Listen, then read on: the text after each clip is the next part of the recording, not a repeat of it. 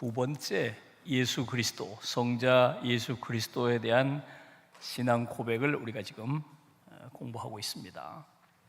성자 예수 그리스도에 대한 신앙 고백은 간단하게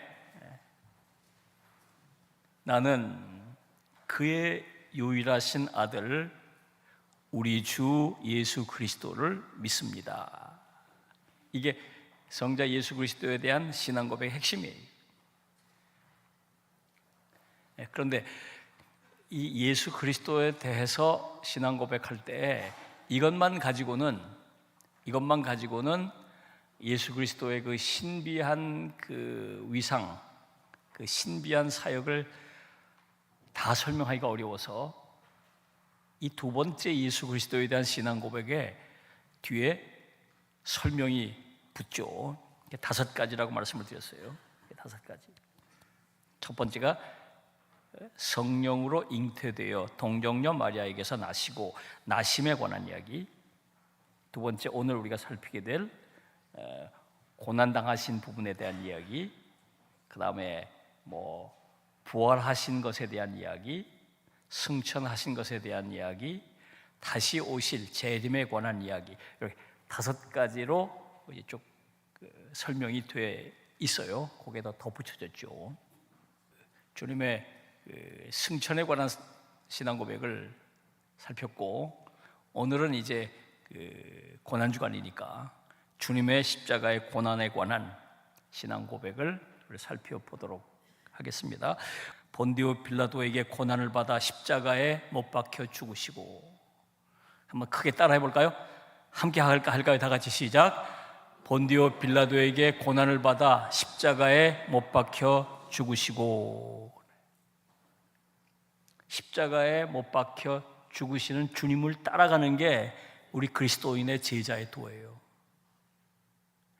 고난당하신 그리스도의 능력을 힘입어서 이 세상에서 잘 먹고 잘 살고 성공하고 출세하고 이런 생각을 가지고 신앙생활하는 이런 신학을 우리는 번영신학이라 그래요. 자, 그러면 이 신앙 고백의 내용을 살펴볼까요? 2가지인데, 첫째, 본디오 빌라도에게 고난을 받으셨다. 본디오 빌라도에게 고난을 받으셨다 그랬어요. 참 본디오 빌라도는요 굉장히 억울할 거예요. 사도신경에 이름이 딱 2사람 이름이 나오잖아요. 하나는 예수 그리스도, 또 하나는 본디오 빌라도. 지가 무슨 죄예요 저게? 얼마나 억울할까. 나는 그냥 하도 못 박아달라고 난리를 쳐서 그냥 못 박으라고 했을 뿐인데 왜 나 갖고 그러냐. 저 악한 놈들은 대제사장, 저 나쁜 놈들은 따로 있는데 왜 나 가지고 그러느냐. 굉장히 억울할 거예요. 그런데 이게 굉장히 중요해요. 이 사람이 하필이면 그때 그 총독 자리에 있었어요. 예수님 십자가 사건이 있을 때. 이 사람이 굉장히 노련한 정치인이에요. 단수가 높은 정치인이에요. 법적으로는 무죄라는 것을 알았어요. 그런데 한편으로 보니까 이게 또 정치적 사건인 거예요. 정치적 사건인 거예요. 만약에 자기가 법대로 예수를 무죄라고 선고하게 되면 밀란이 일어날 수 있다는 사실을 알게 됐어요. 정치적인 판결을 하고 만 겁니다. 그래서 꼼수 하나를 제안을 하죠. 그 유대인 명절에 죄수 하나를 풀어주는 관례를 활용하려고 한 거예요. 누가 봐도 이건 용서할 수 없는 극악무도한 죄인 하나를 세워놓고 예수 그리스도와 딜을 하려고 그러는 거죠. 둘 중에 하나를 선택하라. 그럼 분명히 이 바라바를 선택할 것으로 알았기 때문에, 그러면 자긴 책임도 없이 정치적인 그 리스크로부터 벗어나고 잘 될 수 있을 거다는 생각을 가지고 제안을 했던 거예요. 근데 웬걸 예수를 십자가에 못 박으라고 난리를 치는 거예요. 더 이상 자기는 어떻게 해볼 수가 없죠. 그래서 손을 씻고 나는 이 일에 책임이 없다. 그리고는 십자가에 못 박으라고 하고 억지로 죄를 뒤집어 씌워서 예수를 유대인의 왕으로 죄패를 달게 하고 이 빌라도의 재판 결과로 예수님께서 십자가의 고난을 겪게 되신 것이죠. 자, 그러면 왜 우리 그리스도인들은 본디오 빌라도에게 고난을 당했다는 것을 딱 거기다 못 박았을까요? 그냥 주님이 십자가의 고난을 당하시고 그러면 좋을 텐데 왜 본디오 빌라도 굉장히 이 사람이 내 이름 좀 제발 빼달라, 아마 지금도 아마 무덤 속에서 그럴지 모르죠. 왜 내 이름을 거기다 넣느냐? 그 이름을 넣어야 할 이유가 있어요. 그 이름을 넣어야 할 이유가 있어요. 이 사건이 역사적 사건이고, 이 사건이 역사적 사건이고, 이 사건이 예수님 때문에 예수님이 저지른 죄나 예수님의 잘못으로 인해서 십자가에 못 박히신 게 아니라는 거, 본디오 빌라도의 잘못된 불의한 재판의 결과로 십자가에 달려 죽으셨다는 것을 확인하려면 본디오 빌라도의 이름이 필요해요. 저자가 잘못된 재판을 해서 죄 없는 분이, 의인이 죄인이 돼서 십자가에 달려 죽게 되셨다고 하는 것, 그것을 우리는 본디오 빌라도라는 이름으로 얘기하는 거예요. 그리고 또 본디오 빌라도가 재판을 할 때 어떻게 했습니까? 자기가 예수가 죄가 없다는 것을 여러 차례 밝혔잖아요. 그리고 기회를 줬어요. 얘기 좀 해라, 자기 변호 좀 하고 얘기 좀 해라. 아무 소리 안 하시잖아요. 그러니까 이 고난은, 본디오 빌라도의 법정에서 주님이 보이신 이 모습은 자발적 고난이라는 거예요. 자발적 고난. 자기 살겠다고 하면 얼마든지 빠져나올 수 있는 재판이었어요. 본디오 빌라도가 죄가 없다는 걸 자기 입으로 얘기를 했고, 확인해 보니까 그렇고, 본인만 그냥 시인하면 풀어줄 요량인데 본인은 가만히까지 있는. 그러니까 이 죽음은, 이 십자가 처형은 본디오 빌라도의 잘못된 재판 결과임과 동시에 또 하나 예수님의 자발적 고난이다. 이런 의미에서 본디오 빌라도에게 고난을 받아, 이게 굉장히 중요하죠. 그리고 또 하나 중요한 것은 십자가에 못 박혀 죽으셨다는 거예요. 십자가에 못 박혀 죽으셨다. 십자가의 고난이 그냥 저렇게 고난 당하시다가 죽지 않고 그냥 풀려나셨으면은 십자가는 더 이상 우리에게 의미 있는 십자가는 아니죠. 십자가가 의미 있는 것은 거기서 고난을 당했다는 것으로 끝나는 게 아니라 거기서 죽었다는 게 문제가 돼. 죽었다는 게 의미가 있는 거예요. 죽었다는 게. 그 고난의 결과로 죽으셨다는 거죠. 죽으셨다는 거예요. 그런데 이 죽음은 일반 여느 사람들의 죽음이 아니에요.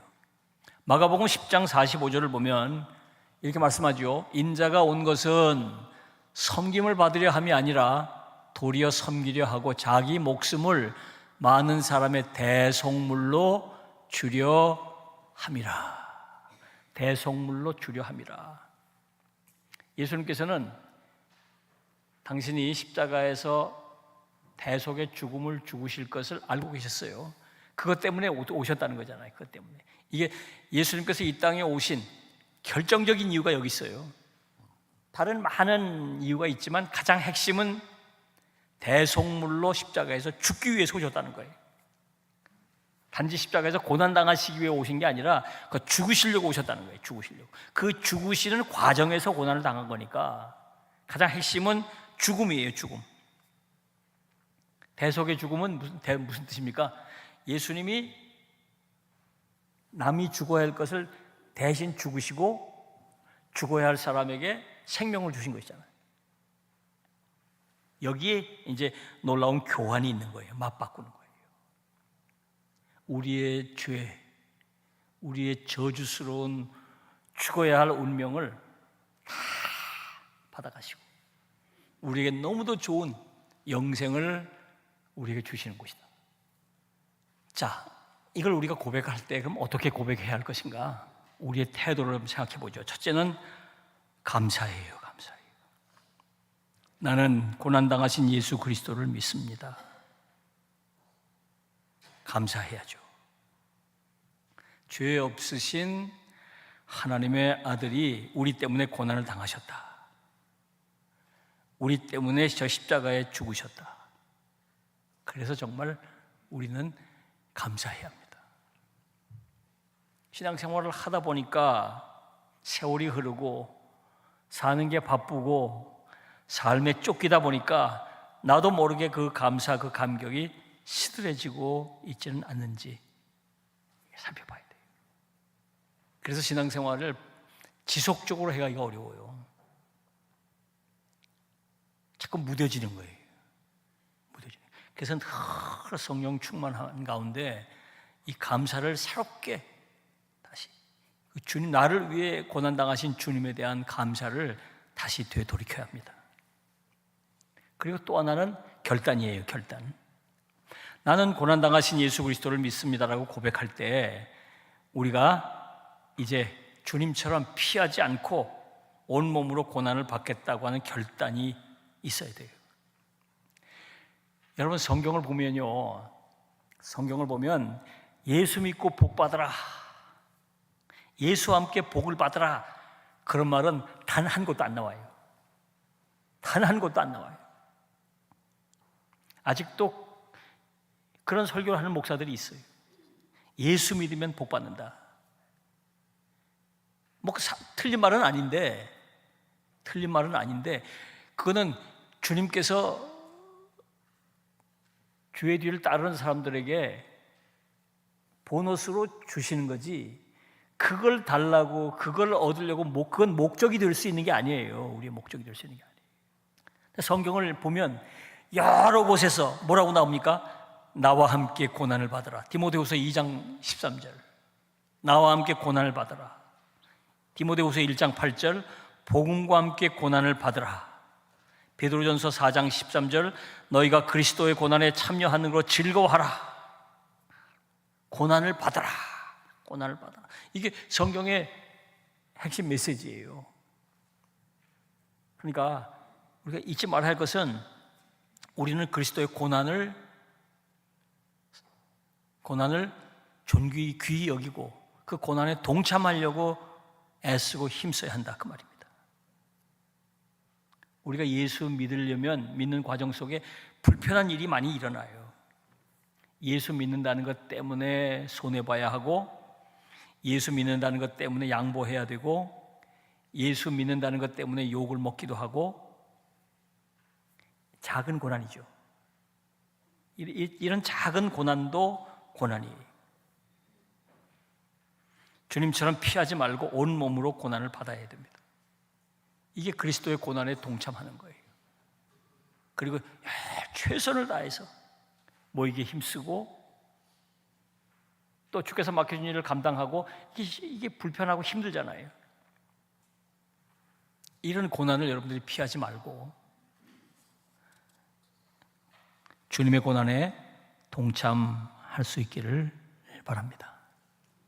다시 한번 우리 고백해 볼까요? 나는 고난당하신 예수를 믿습니다. 한 번 더, 나는 고난당하신 예수를 믿습니다. 기도하겠습니다.